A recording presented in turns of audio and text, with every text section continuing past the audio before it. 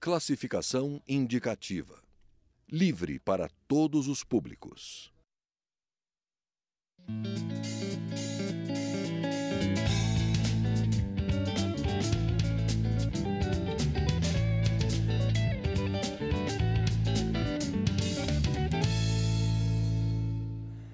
Outro dia foi a bela Mariana, cidade presépio de Minas, primeira capital do estado que sofreu com o rompimento de uma barragem da mineradora Samarco, que recobriu de lama tóxica centenas e centenas de quilômetros com mais de duas dezenas de vítimas.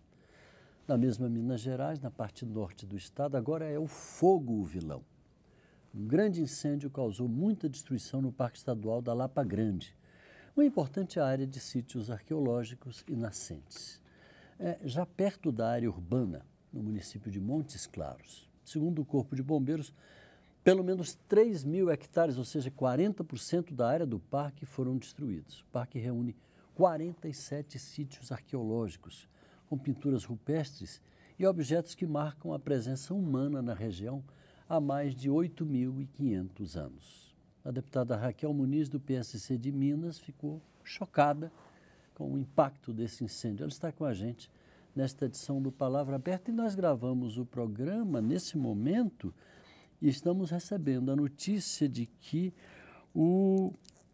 a cidade de Governador Valadares está sem água potável e, pelas primeiras informações, a água teria sido contaminada com a lama tóxica que veio do rompimento da barragem da Samarco de Mariana, que pegou o Rio Doce, que abastece a cidade. Ou seja, é uma tragédia atrás da outra. O que está acontecendo, deputada?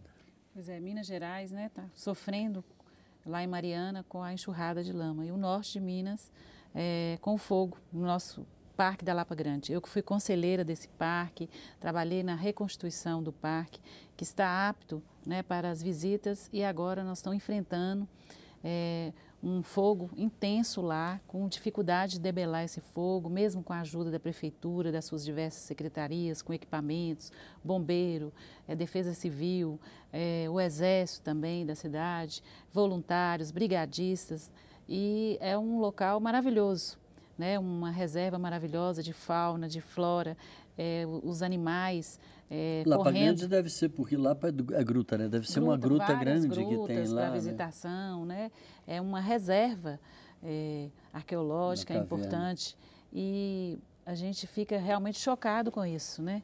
Já sabemos que para a tragédia ocorrida em Mariana, né, ontem o presidente Eduardo Cunha criou uma comissão externa para avaliar os motivos desse desastre e também para que a Câmara também possa pensar também com leis para prevenir essa grande tragédia, para que ela não possa ocorrer em outros locais.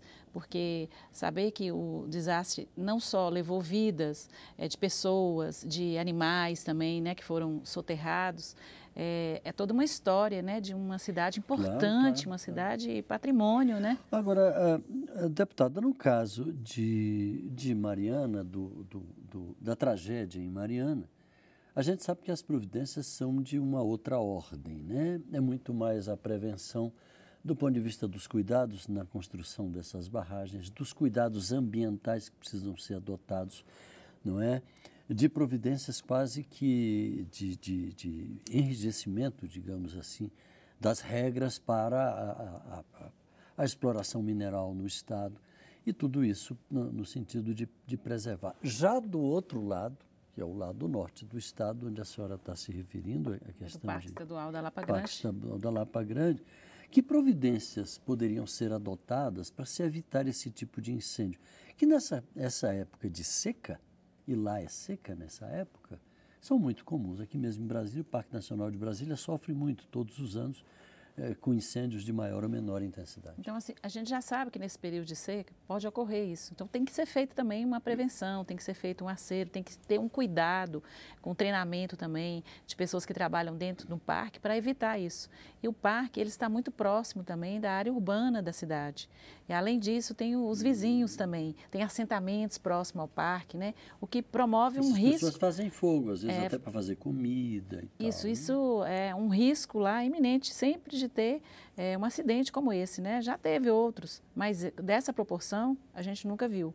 E a gente acredita assim, que as autoridades, especialmente os dirigentes do parque, o governo de Minas, tem que ter uma atuação maior sobre isso, já sabendo que a nossa região é uma região que tem que aprender a conviver com a seca.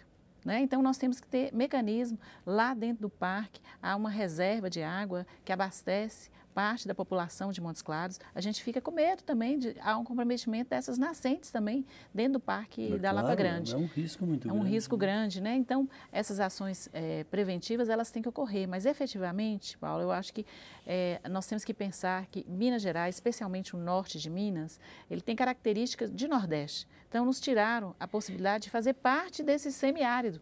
Então, algumas ações que são feitas para o Nordeste não chegam até a gente.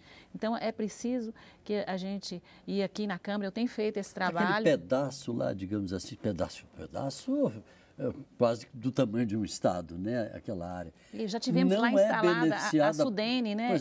Ela já esteve lá na nossa cidade. Hoje não tem uma sede da Sudene lá. O que a gente quer tratar, tem que tratar no Nordeste. Mas isso daí eu acho que pouca gente no Brasil sabe, porque até outro dia a gente sabia que a Sudene compreendia toda a região Nordeste e aquela parte de Minas que tem características climáticas, de solo, etc. Em várias ações nós somos excluídos, né? Ou a gente discutiu nesses dias a questão, por exemplo, da educação. O Nordeste brasileiro e o Norte do país entram em várias ações, por exemplo, a questão do FIES privilegia o Norte e o Nordeste, e o Norte de Minas fica de fora. Então, tem sido uma briga minha aqui, constante aqui, nas diversas comissões que eu participo, para efetivamente nos tratar como semiárido. Tem uma comissão aqui na Câmara que é semiárido nordestino. Eu falo, tem que tirar esse nordestino, é semiárido brasileiro, porque a nossa região compõe esse semiárido. Nós estamos sujeitos, frequentemente, a ficar com falta de água pela escassez da água, não por contaminação, pela escassez mesmo. As condições de solo, as condições de vegetação, as condições de clima, elas não respeitam fronteiras geográficas. Claro. Não é porque o norte é Minas Gerais que é de um jeito e a região Nordeste... A situação é exatamente a mesma, apenas estão em estados diferentes. E as chuvas estão atrasadas, por exemplo. Se chovesse esse parque, o incêndio poderia ser apagado, mas as nossas chuvas estão atrasadas. Então, a gente precisa ter mecanismo da gente ter essa prevenção e, efetivamente, nosso solo, ele responde bem quando a gente tem a água, quando é irrigado. Mas hoje não há uma política de governo estadual e mesmo de governo federal para que a gente possa atuar em cima disso. Por exemplo, o DENOX, que é o Departamento Nacional de Obras contra as Secas, ele está instalado na nossa cidade. Que, aliás, a denominação é extremamente inapropriada, porque é contra as secas. Na verdade, deveria ser de convivência com as secas. Com a seca. Então, ninguém pode ser contra a seca, né? Então, a gente vê aqui no Parlamento também, criando uma frente parlamentar para defender o DENOX, que hoje está um órgão inoperante. Então, esse órgão é que tinha que estar lá, efetivamente, atuando.